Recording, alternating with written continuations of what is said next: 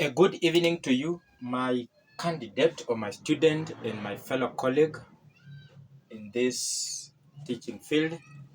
And today I have a question from calculus that I want us to look at today and get answer to the question. So I have been given this question by a student, and the question states that integrate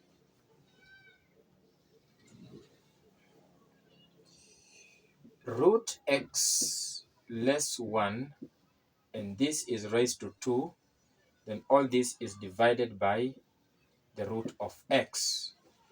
And you're supposed to integrate the whole of this part with respect to change in x. So you integrate root x less 1 raised to 2 over root x with respect to change in x. So I think before we can do any integration, we are supposed first to simplify this whole part and get a simplified expression before an integration process can be able to proceed. So I'll just come here and first expand this. So I've been given root x less 1, and this is squared. This is in the form of this quadratic identity, a less b, and this is squared.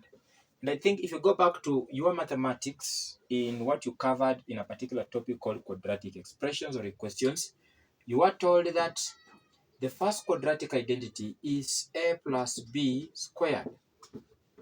And if this gets expanded, you're going to get a squared plus 2ab plus b squared. I think that's what you were told.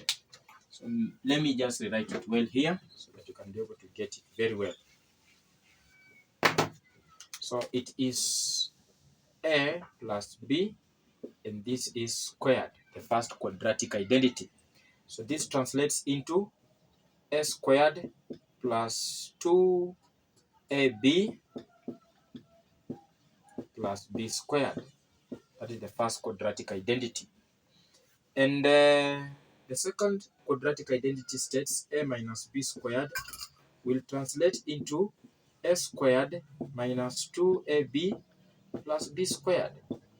And the last quadratic identity states that a minus b multiplied by a plus b should be able to actually give us a squared minus b squared. So look at this. This is an expression that has two parts, root x and 1. Between them is a negative sign. So for us to expand this expression or raise this expression to power 2, we are supposed to employ the second quadratic identity, which states that a minus b squared, the first part of that expression less the second part of that expression squared, should be able to translate into the first part squared minus 2 times the first part times the second part, then plus the last part squared. So what do? I just come here and say that if this is going to be applied, then I'll be able to have this.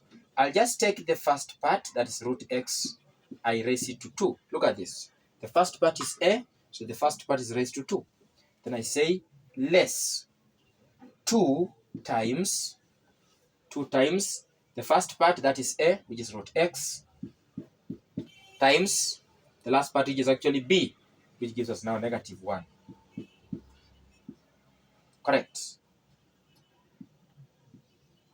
Then the last thing is plus b squared. So that means plus negative 1, the last part, squared.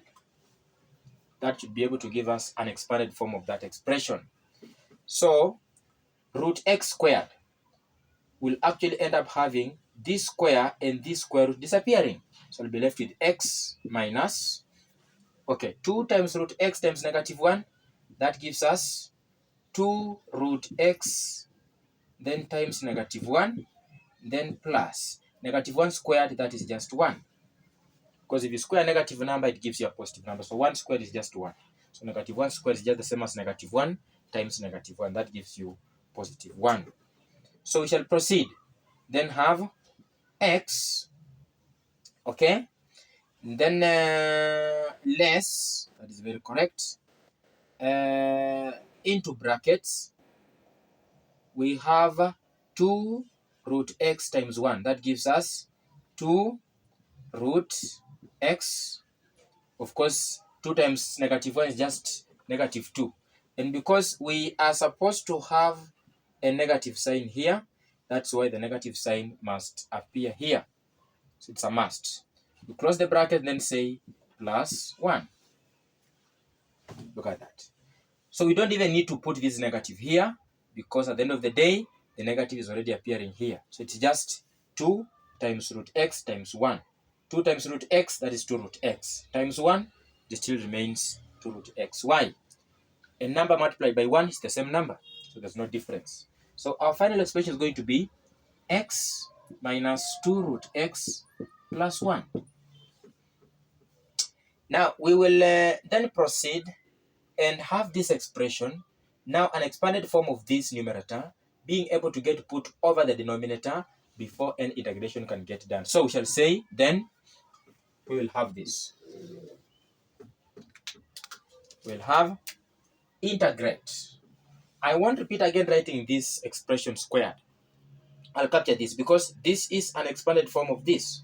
So I'll write this x less 2 root x plus 1.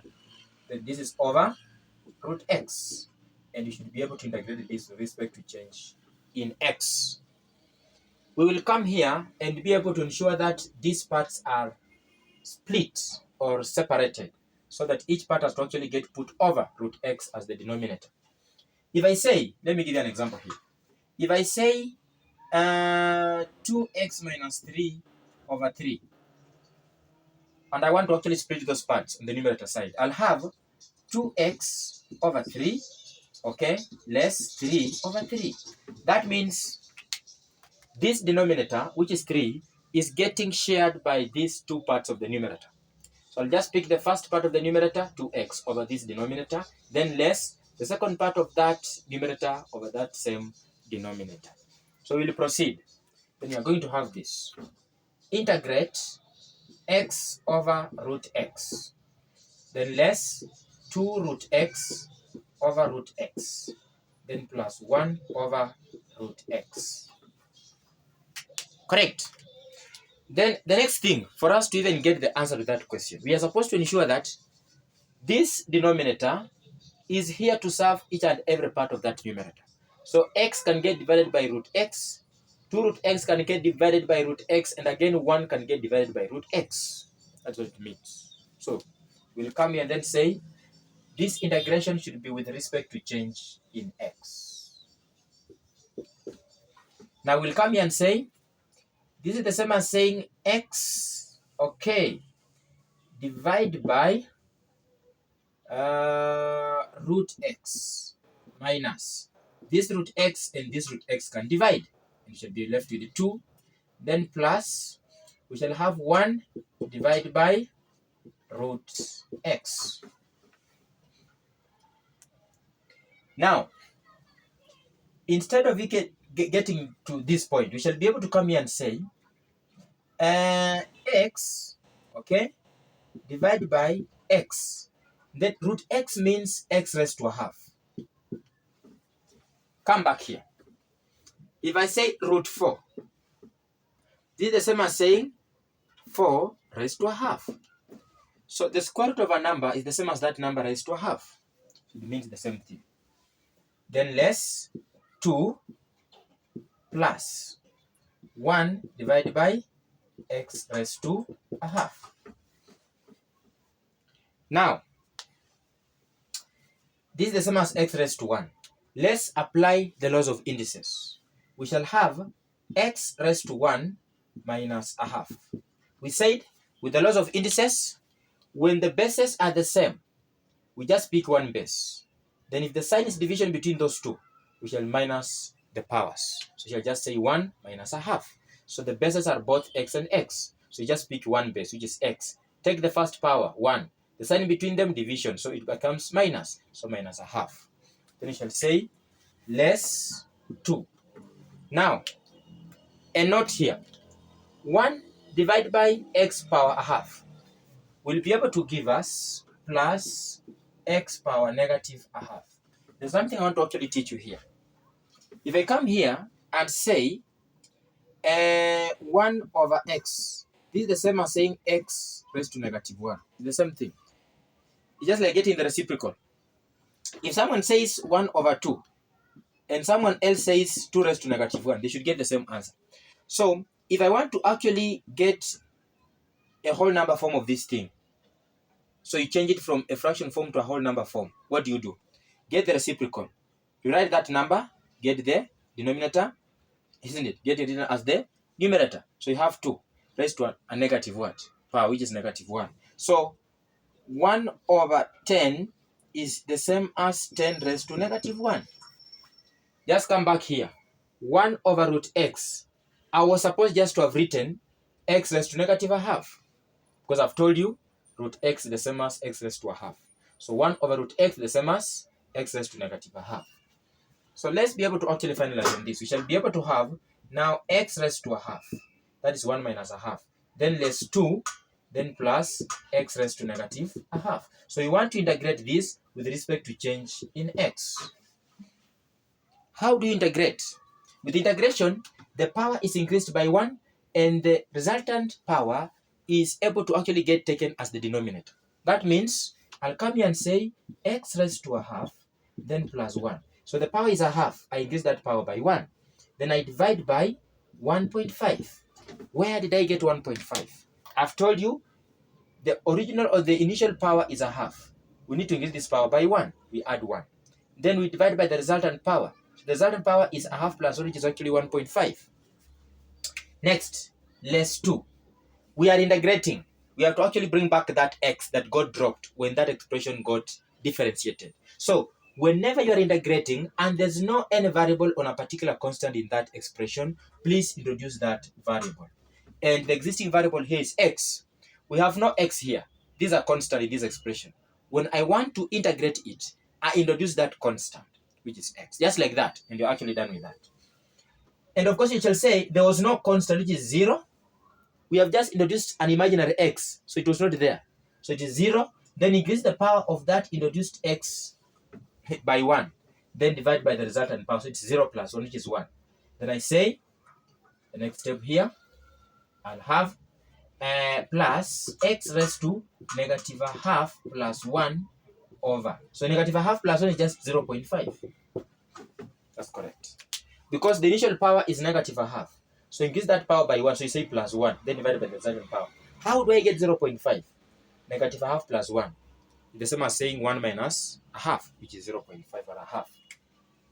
So this is x power 3 over 1.5 minus 2x, that is 0 plus 1, that is just 1, then over 1, then plus x raised to 0.5 over 0.5. Now we can further simplify this expression. We are going to have this. We shall be able to say, let there be a 1 here, an imaginary 1, because x cubic is the same as 1x cubic. So we shall just take 1 divided by 1.5. So 1 divided by 1.5, that is 2 over 3. So we shall have our final answer, 2 over 3 x cubic less 2 divided by 1, that is 2, plus 2, 1 as the x getting written here. And we shall say plus. So we shall have again an imaginary 1 here. So we shall say 1 divided by 0.5. We had only x cubic. We said because there's a denominator which is 1.5, let's assume there is a 1 here. So we take that 1 divided by 1.5, it gives us 2 over 3. It becomes 2 over 3 x cubic. We have actually simplified this part. Minus 2 divided by 1, that is just 2. X raised to 1, just x. Plus, we had nothing here. And we have 0.5 as the denominator. So we shall assume there is 1 here. So say 1 divided by 0.5. That gives you, that is I think 2. Yes. So 2x raised to 0.5. So our final answer will be 2 over 3. Let me write it here. Just write it here. Okay. 2 over 3 x cubic less 2x, then plus 2x raised to 0.5. That becomes your final answer as the integrated form of this whole expression given here is your question.